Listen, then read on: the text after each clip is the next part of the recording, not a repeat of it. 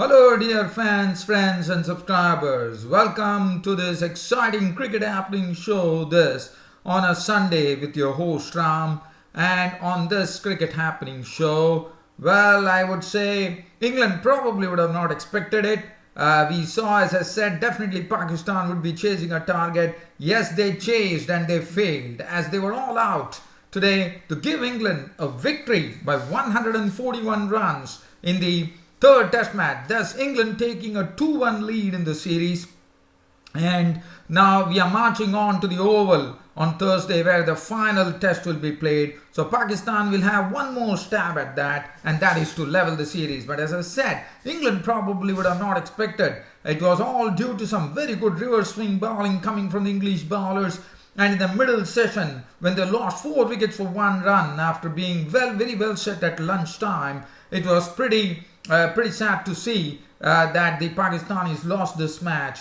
And definitely, there's some questions they are going to answer to the Mickey Arthur, the chief coach there.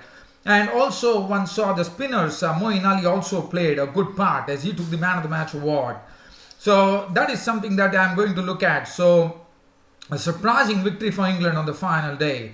And the next thing is that Zimbabwe continued to flourish. New Zealand continued to flourish against Zimbabwe as New Zealand posted the highest ever total against Zimbabwe. I mean, it's not the highest ever total. It's the highest ever total they have made against Zimbabwe of 582 runs for 8 declared, 582 for 4 declared, with Kane Williamson getting on to the 100 mark with a beautiful flick through the square leg region, and also by getting this century, which was his 14th in my opinion. It actually took him to by having centuries against all test playing nations. And there was also one more first for Kane Williamson. He became the youngest player at the age of 25 to have centuries against all test playing nations, and that could be a big achievement. So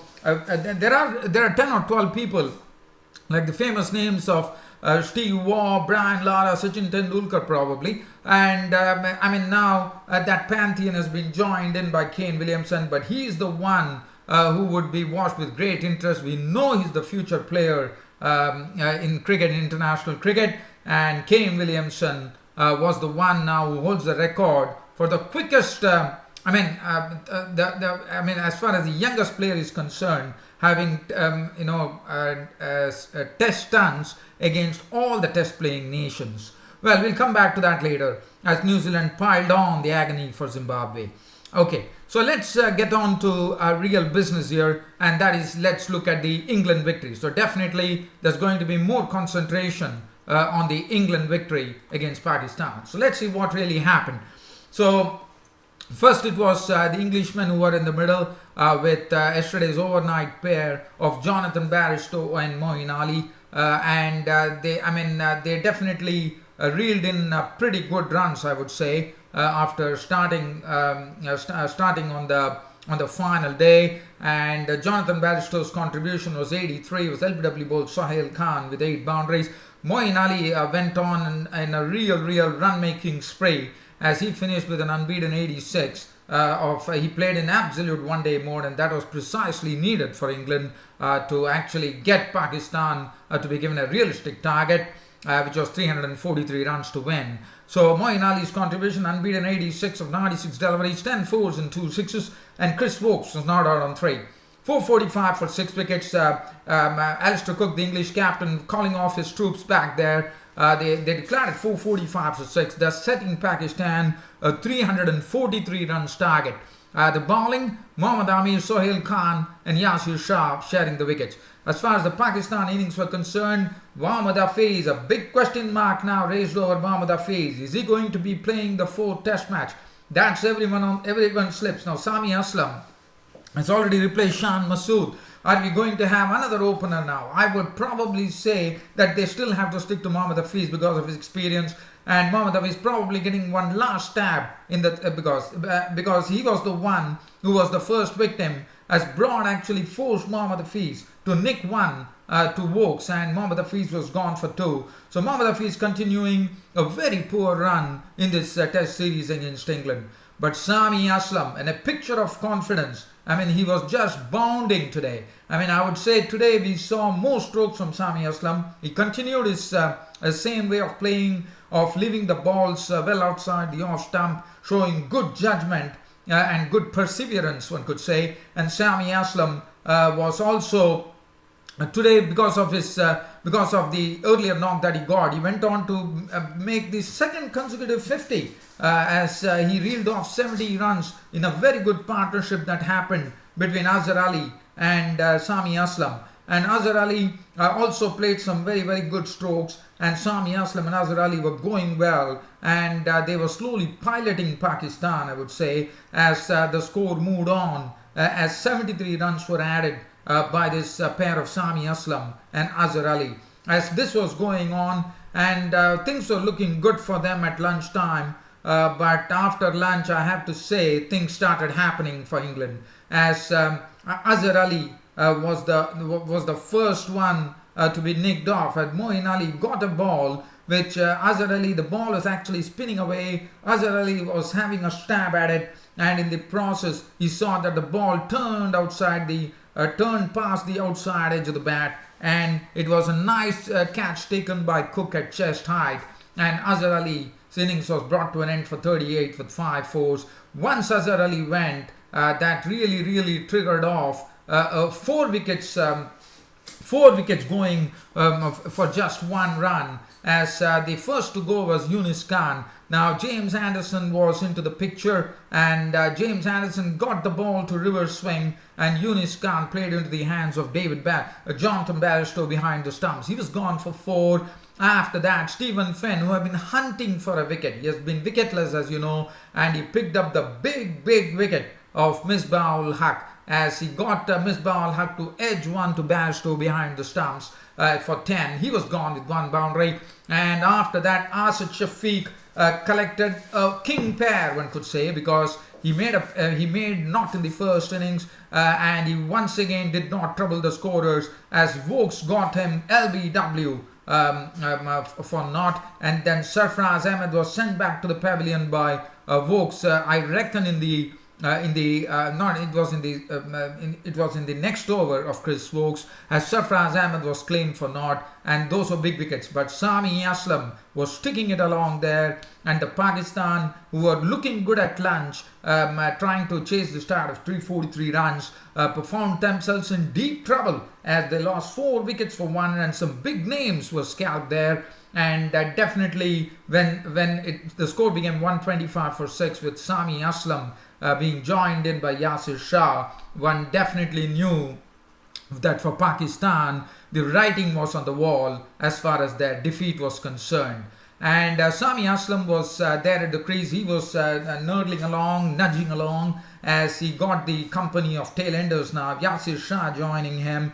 And definitely I would say Sami Aslam came into some sort of pressure. I mean, that was one blemish that Sami Aslam had. As I said, he has been very sure about his off stump, and this one particular delivery that Sami Aslam, probably under immense pressure because of the wickets actually falling around him, he knew that he had a big responsibility, and there was a slight error of judgment in actually judging that delivery, as Sami Aslam shouldered arms to a delivery from Stephen Finn and saw the ball come and knock off his timber, and he was gone for 70, bowled by Finn with 11 boundaries. So Stephen Finn actually picking up some 2 big wickets there of Misbah-ul-Haq and Sami Aslam, and Sami Aslam was walking back very dejectedly, albeit after a very good innings of 70 with 11 fours hit in that. After that, it was pretty quick work. It was the reverse swing bowling and the spinners coming in. Yasir Shah was dismissed, caught by Hales with the bowling of Anderson for 7. Mohammad Amir was the next to go, as Mohammad Amir was caught. I mean, it was a very good thought out plan. There was a very short point kept for Mohammad Amir, and Mohammad Amir was fed there by Broad, and Mohammad Amir obliged by actually trying to spank one through the point region, and Vokes was absolutely equal to the challenge as he brought up a good catch. He was gone for 16, and that made the score 151 for 9, and it was a matter of when Pakistan are going to lose this match.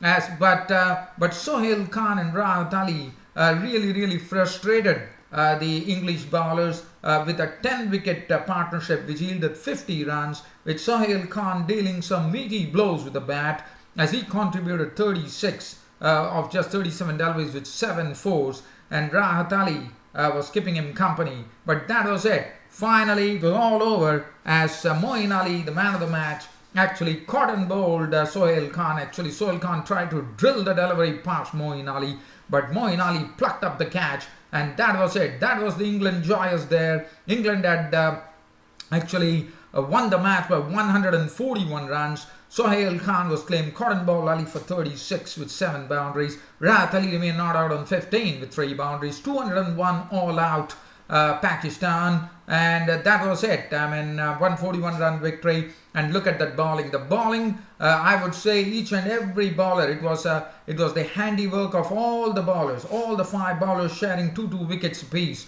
James Anderson, 13 overs, 3 maidens, 2 for 31 balls, beautifully, good reverse swing bowling from James Anderson. Broad's 15 overs, 7 maidens, 24 runs and 2 wickets. Chris Vokes, 11 overs, 2 maidens, 53 runs and 2 wickets.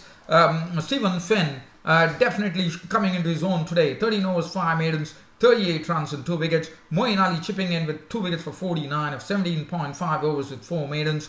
And Moeen Ali, because of his all-round performance, took away the man of the match. And England now leading the 4-match series 2-1 with the final one to come at the Oval. And well, Pakistan still have a chance. It's only about one thing that I would say, the pitch was still playing good. And one couldn't really blame the pitch here, even though it was the final day pitch. The odd one was definitely definitely lifting up, no doubt about it. But one probably never thought that Pakistan, one would have thought that Pakistan would have actually eked out a draw here. But I think Pakistan are responsible for it. As I said, good reverse swing bowling, and the main problem for them happened to be that middle session where they lost 4 wickets for just 1 run, and the curtain came down on the Pakistanis. So Pakistan still have a chance, as I said, on the final test match at the Oval, and that is something that one is really looking forward to probably next Thursday. Pakistan can still level the series. That's what I'm precisely coming to. So Pakistan, as I said, now definitely have some answers. They definitely have to answer the chief coach Mickey Arthur now, for sure. Well, from here, I'm going to Bulawayo in the second test match between Zimbabwe and New Zealand. And New Zealand carrying on, as I said, Kane Williamson getting now already has his name etched into the record books as becoming probably the 13th player in the annals of Test history to have centuries against all Test playing nations, and he has done it at a very young age of just 25, and that is in itself a record. So Kane Williamson, he got to his century pretty quickly in the morning as he flicked away a delivery past the square leg region.